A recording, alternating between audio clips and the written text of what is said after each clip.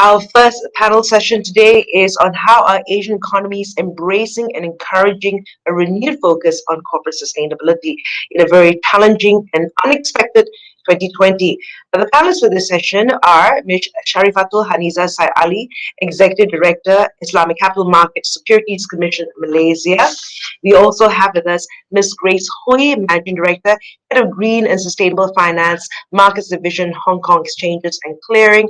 Mr. Satoshi Ikeda, Chief Sustainable Finance Officer, Japan Financial Services Agency. And moderating this session, we have Mr. Mushtaq Kapasi, Managing Director and Chief Representative, Asia Pacific International Capital Markets Association.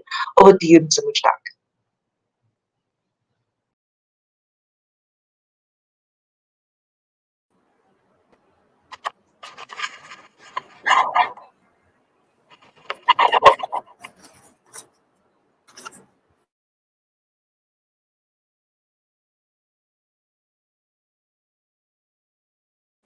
I'm Mushtaq Kapasi from ICMA. Very delighted to be here. Thanks for the invitation to this very high-level conference, and I'm delighted to be here with a very esteemed panel of experts on ESG. So today's panel will be speaking about sustainable finance ecosystems in various countries around ASEAN. And this session will provide a view of current and upcoming initiatives intended to further enhance corporate sustainability within Asia. And I think one great thing about this panel is that we have representatives from a few different countries to give a very regional view from Malaysia, from Hong Kong, and from Japan. So let's get right into the discussion. And before we start out, I think it's probably useful to dispel some of the confusion about ESG. It's quite a broad term, and I think it can be quite vague sometimes. So I'd like to start by asking each of the panelists, how exactly do you define corporate sustainability? What in practice, in pragmatic terms, does this mean for your organization, and how do you measure it? So perhaps I can start out with Ms. Sharifatul. Hi, morning Mushtaq. Good morning. Thank you for the opportunity to be here, and I think this is also my honor to be in the company of various esteemed panelists. First of all, I think before I answer that question, how do you define corporate sustainability? I think I just also want to share with you that Malaysian corporates have made significant strides in meeting this agenda, and I think that's been the work of various stakeholders like Bursa and SC. I think this is about being good corporate citizens, and I think I also shared this with you earlier in a conversation that for me, the conversation I'd like to take you through for this is a little bit different because I'm coming from an Islamic capital market perspective, and therefore from an Islamic finance and Islamic corporate, capital market perspective, I think it's about doing good and continuing that good and making sure that it is based on a principle where we call inspired by Maqasid Sharia, where it's actually taking care of 5 different elements. And I think those are the tenets of making sure corporate sustainability is underlying the value propositions. I think the 5 essentials of human well-being is key, and for Islamic capital markets, it's about taking care of life, intellect, property, lineage, and because it's Islamic capital market, naturally it's faith-based. That's just a quick intro, Mushtaq. I will share the broader perspectives from the capital market per se as we take through the conversation. Okay, sure. Thank you. Okay, so Ms. Hui from Hong Kong, you have a different perspective because you work for an exchange, very important market infrastructure that is now much more focused on sustainability than it has been in the past. So, how do you define corporate sustainability, and how does that translate into your organization and to an exchange? Thank you, Mushtaq, for the question. But first of all, let me thank you, Capital Markets Malaysia, for having me on the panel. And I'm so privileged to be here with the panelists. From my perspective, rather than before HKEX, with corporate sustainability is all about balancing economic objectives, such as profit, with the welfare of the communities in which the organization operates and protecting the environment. At HKEX, this is broadly defined in our purpose, which is to promote and progress our financial markets and the communities they support for the prosperity of all. As you know, we are both a market regulator as well as an exchange operator. So it is our mandate and obligation to ensure that there is a sustainable development of a fair, orderly, and informed financial markets. As a listed entity and also a corporate citizen, we are fully aware of our role to lead by example. So we continue to develop ESG guide for all listed companies, and also we also comply with the guide over and above what is required. Actually, that's quite an interesting perspective because you yourself, in some ways, supervise and run the market. So you have a role to play in ensuring that market participants and corporates are sustainable. But you yourself are a listed company, and so there's an internal aspect to that as well, and you have to lead by example, I suppose. Okay, so Satoshi-san, please give us your perspective as well. Again, slightly different perspective, not only from a different jurisdiction, Japan, but also from a more supervisory role. And Japan, I think, has had a very long experience, actually, with some of these issues, particularly stewardship. So please offer your perspectives there. Thank you. Thank you, Mushtaq. And well, first of all, I'd like to say that I'm very much honored to be invited to this seminar. And I also, in advance, apologize that I have to leave earlier than it finishes, around 10:30 Malaysian time. Well, as the Mushtaq pointed out, I'm from the financial supervisors, and I'm from the capital regulators in Japan, Japan Financial Services Agency.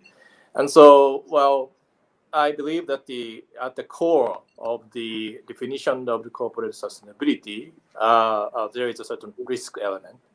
It really relates with the ultimately the survival of the corporate or survival of the banks or financial institutions. Addressing the sustainability of the environment and sustainability of people itself doing good. But it has other elements. By addressing those sustainability issues, corporates or financial institutions are preparing for the protecting themselves from the certain bad consequences from not addressing those sustainability issues like climate change or the human rights issue. In the end, we are living in the world that where those sustainability issues feed back into the business prospect, and so it is very much the key that the corporate sustainability and the sustainability of the environment of people go hand in hand, so that we create a shared value, and by that protecting the financial market and financial stability. That's the perspective from the Japan FSA. Okay, thank you, Satoshi-san. And I think it's really interesting to hear, actually, this panel is great because you're hearing really interesting perspectives on why sustainability so far. And in my experience, the reasons for corporate sustainability actually come from somewhat different directions, depending on which stakeholder you're talking about. So Ms. Sharifatul talked about very basic societal principles, from Islamic ethics. Grace alluded to more kind of corporate ethics and sustainability. And Satoshi-san, you're talking in a very pragmatic way, actually, about systemic risk and looking at the overall long-term health, economic health, and financial health of the market. So I think all of these are relevant, and hopefully we'll have time to get into these a bit more. But before we do, let's get a bit more pragmatic now. And I'd be very interested to hear, again, different perspectives from the panelists on how you have seen the sustainable finance market develop in Asia over the last few years. So you can focus on your own jurisdiction. Of course, you'll have your own specialties, but we're thinking about sustainability standards, issuance trends, market development, new products, things like that. What are the important themes to you? And again, I think we'll go in the same order, starting with Ms. Sharifatul, please. Well, this must be the clockwise version, isn't it? Okay. We'll mix it up a little later. I'll take this on. Yeah, no worries, no worries. I think just to give some context to it again from the question you asked earlier, Mushtaq, on the corporate sustainability, and I bring it back to the space of Islamic capital markets. Often when we hear about ESG or corporate sustainability, and we talk about SRI, the three pillars. How do we meet the needs of present without compromising the ability of future generations to meet it? We often hear the people, planet, profit phrase, right? And I think for Malaysia, SC Malaysia, I think that recognition has been even as early as 2011 in our capital market master plan. We had recognized that social and environmental issues needed to be given greater prominence in corporate decision-making process. And that's where that momentum has continued in terms of trends. And for Malaysia, I think when you marry both Islamic finance and the bigger conventional space as a global leader for Islamic finance, we had shifted that engagement between the SC Malaysia and Bursa in always working to how do you complement the existing comprehensive framework that we already have, but then ensure that you're doing it with that sustainability in mind. And that's why if you look at for Malaysia, I think how we created that culture was on the basis of symbiotic relationship. We had to work together with the corporate citizens. And for the trends, I think where Malaysia has come from, we've had several adoptions and approaches where for Islamic capital markets, we started out with negative screening for the companies, and that was then something that if you look at negative screening, this is about exclusion of companies undertaking certain business activities. So we started that out from a sustainability approach for the Islamic capital market. On the broad basis, we had developments like sustainability disclosure coming in even in 2016. And that has been on a staggered basis until now, where companies actually have to publish sustainability statements and providing narratives on whether it's in their business strategy or in their activities. And we find that shift actually in sustainability disclosure being a trend where right now, I think more than 3/4 have already adopted that reporting, but not, I think probably under a third are actually incorporating that in the business strategy and sharing that with the stakeholders. So that's still work in progress, obviously, to be more granular in strategy, but disclosure wise, we are already there. We also had, I think, issued in 2000, as far back as 2000, where in our Malaysian Code on Corporate Governance, we already prescribed minimum requirements, and that moved to a monitor that was released in 2019, where we talk about levels of adoption of different standards in this particular area, and where we talked about promoting gender diversity, we talked about shareholder activism, all relating to the entire agenda of sustainability. We also had developments even as far back as 5 years ago where we had indices measuring this in terms of performance of public companies, where how do they demonstrate ESG practices. So I think there's been various initiatives that has been put into place as far back as 20 years, 15 and 5 years. So that momentum has built up. So I would say for the Malaysian jurisdiction, from baby steps even as far back as 20,000 in terms of recognition, we have now come to a point where clearly frameworks are there to enable and facilitate corporate citizens to undertake it. It's more about embracing it. And I think what happened with COVID-19 pandemic, that realization came to the forefront. Because not only lives were lost, livelihoods were lost. And that brought also the recognition how important the planet profit and the need to actually meet the SDG aspirations. Because in SDG aspirations, you will see that a lot of it has been climate based. Obviously, the initiating of it, and that concern still remains very strong. But now, where the SDGs, for example, where you talk about poverty, you talk about inclusiveness, that has come up just as strong.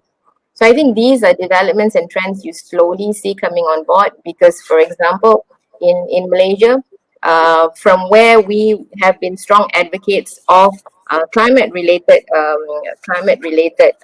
activities, and we looked at how funding was required to facilitate that. We had established in 2014 an SRI Sukuk framework. And that SRI Sukuk framework was actually to look at funding of natural resources, renewable energy, energy efficiency projects. But there were elements in there that didn't come up strong until the last couple of years. For example, development of wakaf properties, endowment for the societal good. I mean, it was there, but it didn't get picked up yet in terms of focus by the corporate players. In 2017, we looked at launching the world's first green sukuk. And that was, I think, a piece of pride for us, where we actually had a corporate raising 250 million ringgit to finance solar project in Sabah, and this was under our Sukuk framework. And then in 2017, we pushed that agenda further. We pushed that agenda further by establishing guidelines on SRI funds, because we wanted that buy-in, that embracing of it by investors, by investment managers. But I think where I said earlier just now, where this year's sustainability agenda has taken on a profound significance, where social impact issues came to the forefront. So we are proud to actually say that last couple of weeks ago, we've also now broadened to encourage the use of wakaf to raise more funds and see the inclusiveness of that and direct that to the societal good. So we issued out a wakaf featured fund framework a couple of weeks back to allow collective investment schemes, mutual funds, unit trusts to be structured for that good. And I know I hope I'm not taking up too much time, but I think there's also a bit of space there that we want to be, we're also proud to share this with you. I mean, more developments will come up. We hope to marry ESG and Sharia compliance screening now, where we're going to be putting that out, and I think with that, well, the aspiration of continuing to be that leader in the innovation for Islamic space, but marrying it with sustainability, because there's so much commonalities between Islamic and SRI, tremendous, and that's where I alluded to Maqasid Sharia earlier in the start, and that's about it for now. Okay, thank you. Just jam-packed with useful information and a few interesting themes in there, at least one of which I'd like to come back to in a second. Right. So first of all, you mentioned the shift from more environmental considerations to a greater focus on larger social and even SDGs, sustainability themes. And Islamic finance, in a way, was way ahead of its time. You've been working on these themes for 20 years, and the market seems to be waking up largely during the pandemic to social bots. So that's one thing.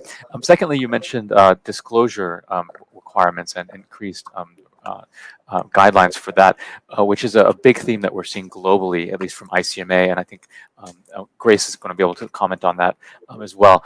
And then you also talked about the commonalities between Islamic finance and overall kind of traditional global ESG considerations.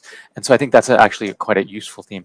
And if we have time, I'd love to get back into that. But I do want to give the other panelists some time to give their market views and trends. So let me go to Grace now. And if you could tell us from your perspective in Hong Kong, and I'd say more market focused, what are you seeing in the market? And what are you seeing as the actual opportunities for, frankly, the private sector in this space? Thank you. At HKEX, we are seeing a growing interest in green bonds, social bonds issuances. As at the end of September, we already have surpassed the total amount issued last year. So we were at around $27.6 billion as at the end of September.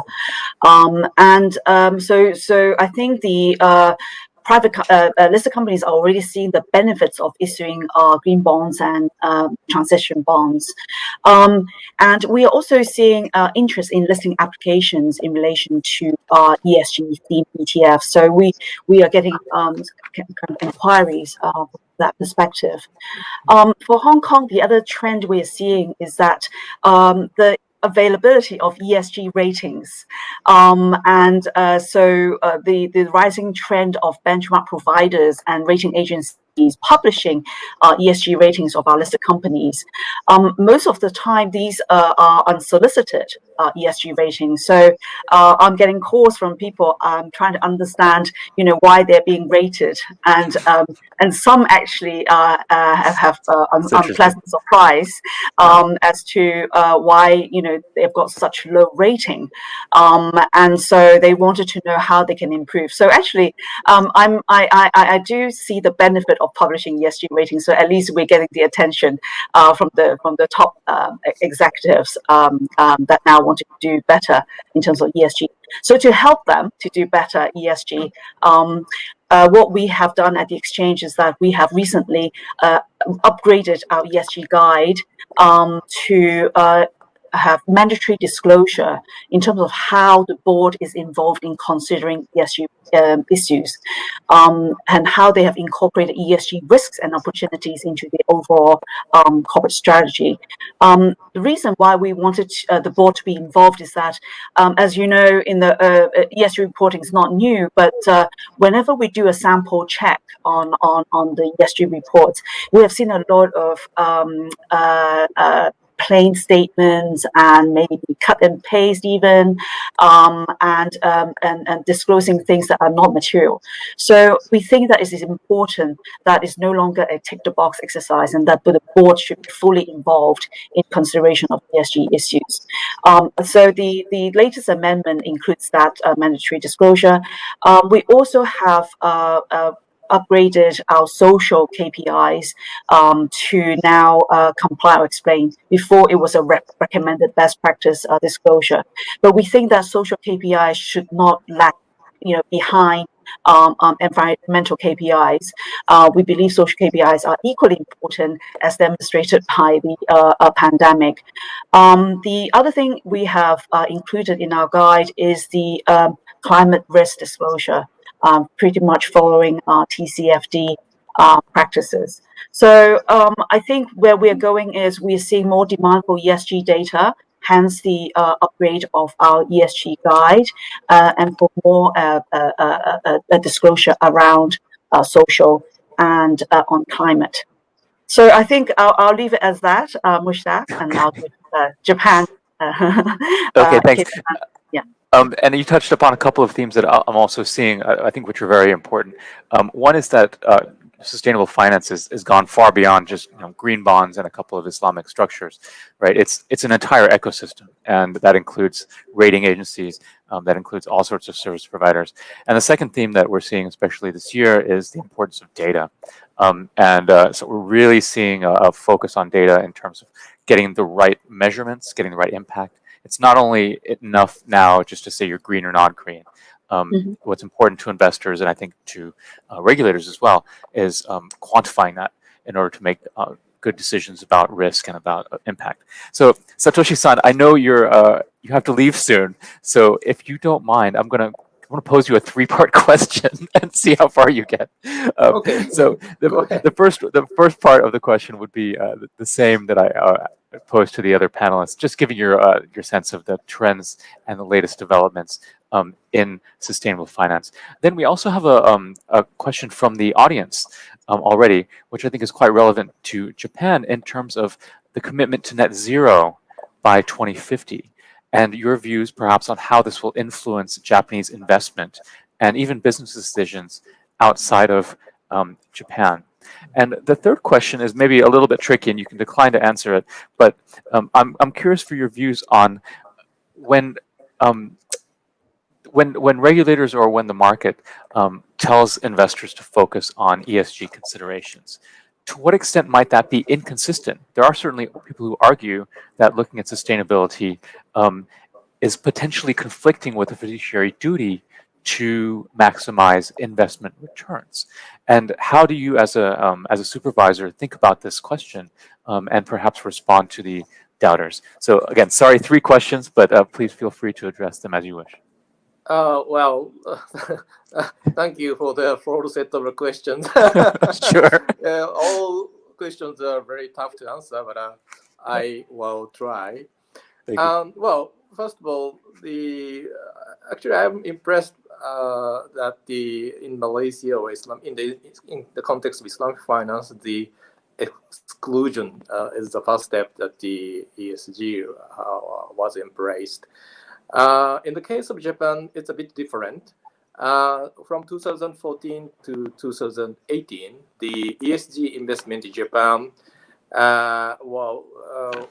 growth 300% annually. So it's a big increase. But it is mainly driven by ESG integration and engagement, and especially engagement. The Japan's practice of ESG investment is centered on the engagement, and that is closely related with the initiative that Japan FSA has taken in the context of corporate governance reform in Japan. Japan FSA has introduced the Corporate Governance Code and the Stewardship Code. And the Stewardship Code clearly stipulates that the institutional investors should look into the business prospects of the listed companies or investee companies and to engage with them for fulfilling the stewardship responsibility. A stewardship responsibility means that the enhancing the value of the assets managed by the institutional investor. So it's certainly helped develop the ESG market in Japan in light of the engagement activities. So at the end of the engagement process, there may be a certain divestment involved, but the many Japanese institutional investors approach to ESG is first engage with the company so that they would improve their strategy or risk management, and thereby enhancing the enterprise value, and that leads to the enhancing the investment value. And so, I'm happy to say that earlier this year, the Stewardship Code was revised, and it clarified that the stewardship responsibility certainly includes the consideration of sustainability. We mentioned that the ESG element at the previous version, but the current Stewardship Code of Japan clearly mentions that the sustainability consideration is part of the stewardship responsibility, and I believe that it accelerates the ESG investment even further going forward. And actually, that issue is also related with your third question, that how the ESG investment can harmoniously live together with the fiduciary duty. We see that the sustainability consideration should be taken into account to the extent that it enhances the enterprise value or investment value. So in that sense, it doesn't contradict each other. And coming back to my previous remarks, that the ESG is about protecting themselves from the risks associated with sustainability issues, and in that regard, the fiduciary duty and ESG investment or stewardship responsibility can go hand in hand. And so, well, by addressing the risks, well, time horizon may be different, but in the sustainability issue, that will endanger the survival of the corporate, would require certain investors, well, take into account those issues in their investment decision, and that would protect the investment value. So that's the perspective that I have vis-a-vis fiduciary duty and ESG investment. Well, when it comes to the second question, yes, that the Prime Minister Suga earlier committed to the carbon net zero by 2050. And well, it certainly accelerates the, I think, the ESG investment in Japan from the E perspective. Well, in terms of the E element, well, even before the Prime Minister's announcement, Japan has been inactive in promoting E of ESG, especially in the context of climate change. And we're planning to embark on the well, TGIF finance strategy for achieving that the net zero commitment. Well, TGIF means the T for the transition, G for green, and I for the innovation, and F for finance. So we need to address climate change issue from the financial perspective by addressing transitioning the economy to the Paris climate goal aligned pathway, and also the greening the certain element of the economy, and also the innovating the economy, so that the net zero can be achieved by that part-time perspective.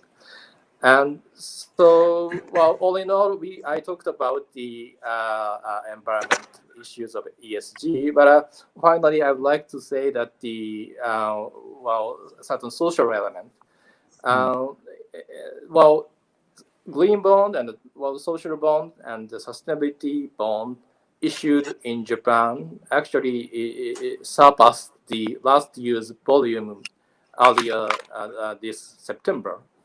And it amounts to around 1.2 trillion yen. And well, notably, it has certain difference from the last year. It is that the social bond and the sustainable bond takes a huge share of the total issuance volume. Last year, more than half was green bonds. But this year, around 2/3 of the issuance is social bonds and sustainability bonds. So I think there's a certain shift of the focus in terms of the bond issuance, that the social element feeds into the ESG consideration among the business corporation in Japan. And I think as the COVID-19 situation continues, I believe that element will also continue, and I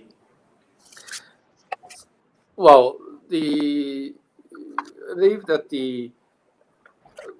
COVID-19 certainly erodes the foundation of the businesses by destroying the certain livelihood in the region, and so certain companies are relying on such communities in operating their businesses. So addressing those issues is a very much key to the ESG in the context of COVID-19, and I'm very encouraged by the recent trends of the sustainability-related bond issuance in Japan.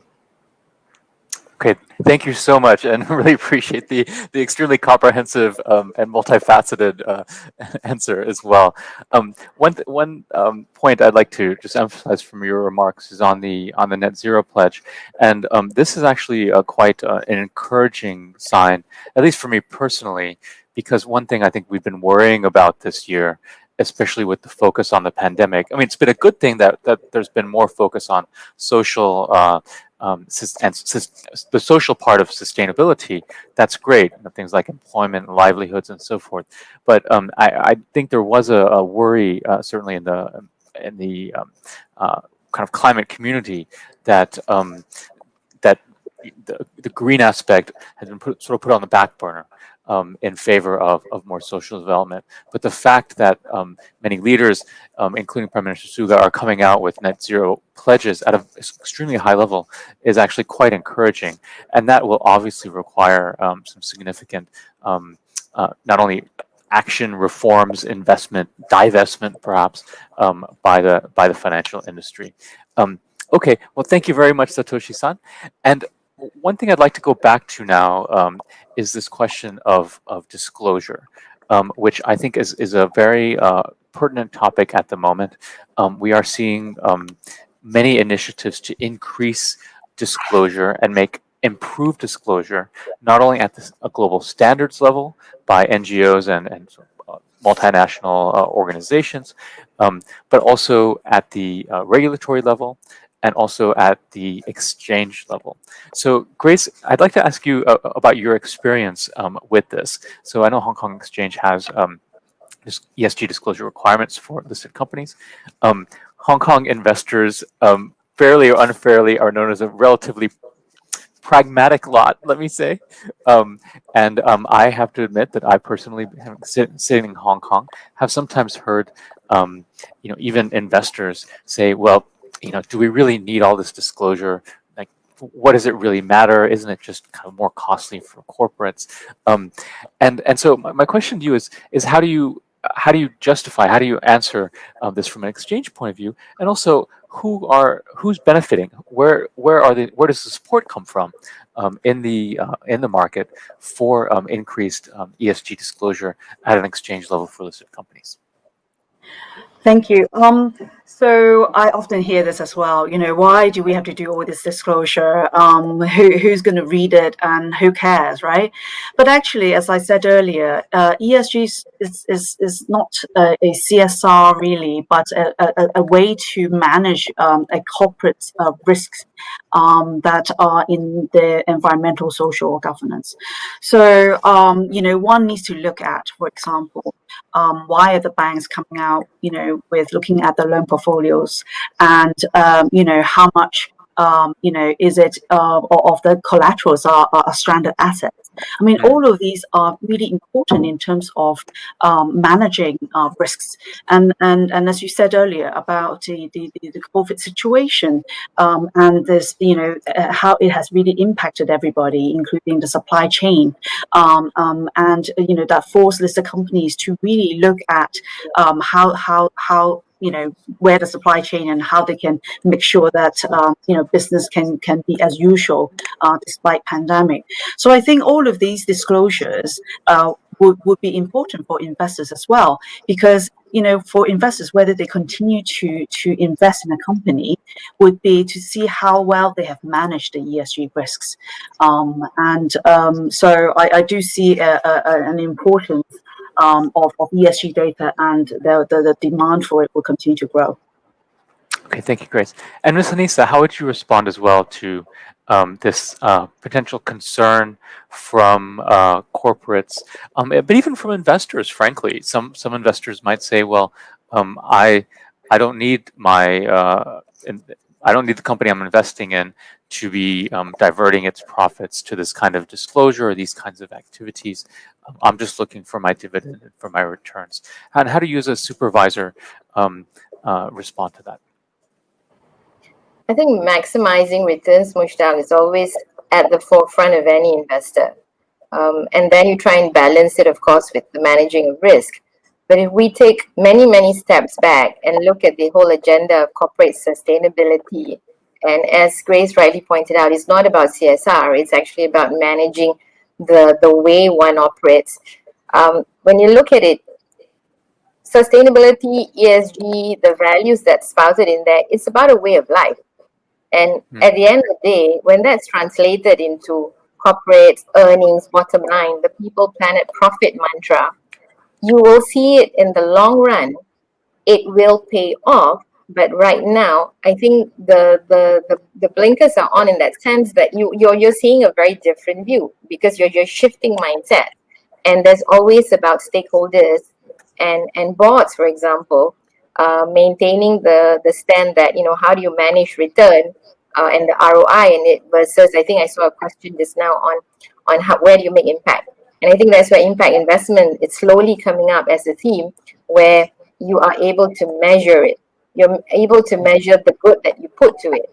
So I think from a disclosure perspective, and that's where Malaysia, I think in terms of its disclosure requirements, our CG monitors, elements of it have been embedded to allow investors to know it so that you can then make an informed decision and then move from there. Having information and what you do with it, that will only be manifested in terms of effectiveness when you see it translated into returns. And for the last, I think for a long period, even since Islamic, for example, or even ESG funds, you'll see it becoming more pronounced. This year alone, the MSCI linked indices and funds ESG linked funds are performing way better than the others. And that's simply because of the elements that's making up the stocks and how it's been approached. So you can see ethical investments performing better, Sharia compliant investments performing better, and therefore you then link that to the need for disclosure, because as we shift mindsets, you need to know where and how they're doing it. Sustainability, ESG value propositions cannot be in the form of CSR alone because some of them become media exercises. But what are you actually doing? Institutions are actually shifting that. I mean, this year, globally, institutions and even domestically, Malaysia, institutions are asking for intermediaries, their fund managers, to shift making decisions on assets that are reflecting this.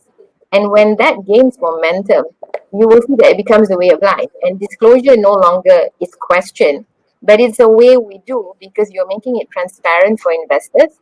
You're making an informed decision that where I put my money is managed along with the risk. And that's what we have actually asked for our PLCs to do. In Malaysia, I think under the CG code, under our sustainability requirements imposed by Bursa, is the ability to slowly condition investors and and the asset managers to actually shift to that. I mean, an anecdotal evidence is you have institutions now saying, I will not put money in a property development company if that land bank is going to be going down 10 centimeters below sea level in 5 years or 10 years. Therefore, the companies will actually have to make that effort. And I think Mushtaq, you can see, I mean, we talked about climate. COVID, whilst it's brought up societal developmental needs, the air is much cleaner now because you have less business travel. It Right? is. It is. So with all that, I think investors will see that returns will be manifested. Relatively, it's already seeing it. So disclosure will make that easier for investors to know why I need that. Stakeholders will understand why I need to make sure at boards we make decisions that influence their strategic decisions. I mean, one hand now we've shifted, like I said, three quarters, and that trend is globally and also in Malaysia. 3/4 of companies are reporting, but in terms of strategic decisions, I think that's slowly being embedded. We're getting there. Okay, thank you. So unfortunately, we're almost out of time. It's gone by so quickly. So I'm just going to ask one final question, and I'm sorry I haven't prepared you for this. But I think it'd be useful for the audience and for me as well to hear each of your perspectives on what is the next step? So we have these huge net zero pledges. It's going to require some enormous, probably behavioral changes, structural reforms even. regulatory reforms from the markets in Asia. From each of your perspectives, what are the most important steps, or what is the most important step that your organization is taking to increase sustainability in the short term at the speed we need to? And maybe I'll start with Mr. Satoshi-san, since you've been kind enough to stay so long. Well, thank you for that question, and I have to leave in 5 minutes. But I think we have experiencing the major shift in thinking of how we approach the capital market through the ESG revolution, I would say. I think the sort of the thought revolution already has happened. And so I think in the next phase will be more practical period of adapting the ESG concept, which means that we get into the certain nitty-gritty things to put the ESG investment in place.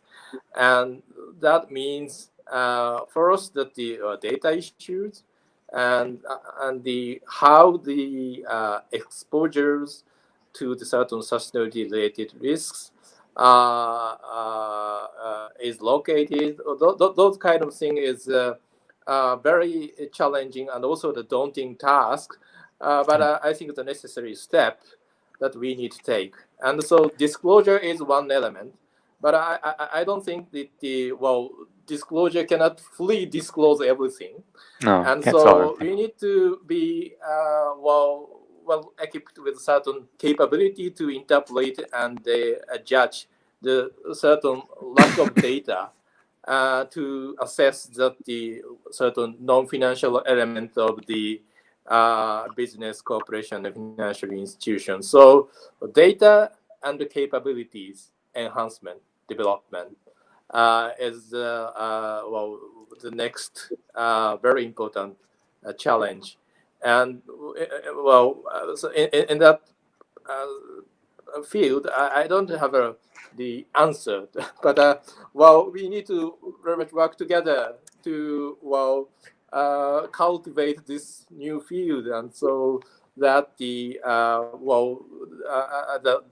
region as a whole will be part for the next round of development in the capital markets in terms of Okay, this. thank you. That's So my last remarks.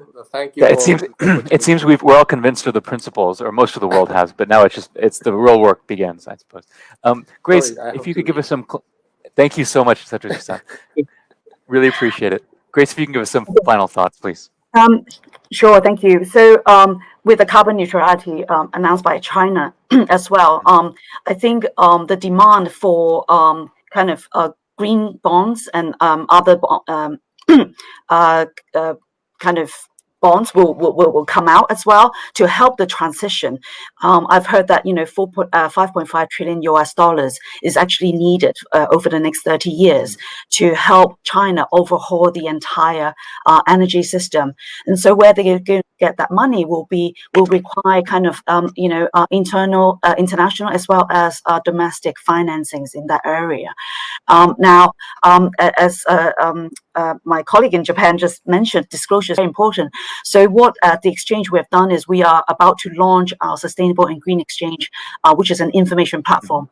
The idea is to provide more transparency to see where the bond proceeds have gone to and the environmental impact and societal impact that resulted from those investments. So we hope to launch that Sustainable Green Exchange information platform very soon, and which will also allow investors and issuers to continue the dialogue on how to green the financial markets with the development of hopefully more products, more than just bonds and ETFs. Thank you.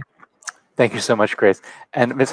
Sharifatul, to give you the final word, if you just can very briefly tell us about the next steps for how you're going to make the world more sustainable from your perspective. Thank you. Okay, thanks, Mushtaq. I think for Malaysia, it was definitely most encouraging that our latest budget made it clear that the government is prioritizing sustainability. We will focus on sustainable practices, finance, and also climate change mitigation. I think we had areas in there that we will also be looking at both green and social. So this is definitely the commitment Malaysian government is working to. But I also want to pick up on what Satoshi-san said just now, that data and capabilities are really essential. And I think this is where for SC Malaysia, it's about using the current frameworks and building more on it, enabling and facilitating, because there is a need to future-proof the corporates in terms of how they address ESG concerns. And this is where we work on a concerted effort. It cannot be just one component or one building block. It is a concerted effort. And I think that's where we've been pretty successful over the last many years. And I think that will continue. And that's the way I see it moving. The sum of many parts. Thank you. Yes, absolutely. And I'm sorry we're out of time, but thank you both. And thanks to Satoshi-san, who unfortunately had to leave us a little early, for your wonderful insights and for your time and expertise. We really appreciate it. I hope the audience did as well. Thanks, everyone, for your attention, and have a great day. I'll hand it back to the MC. Thank you. Thank you.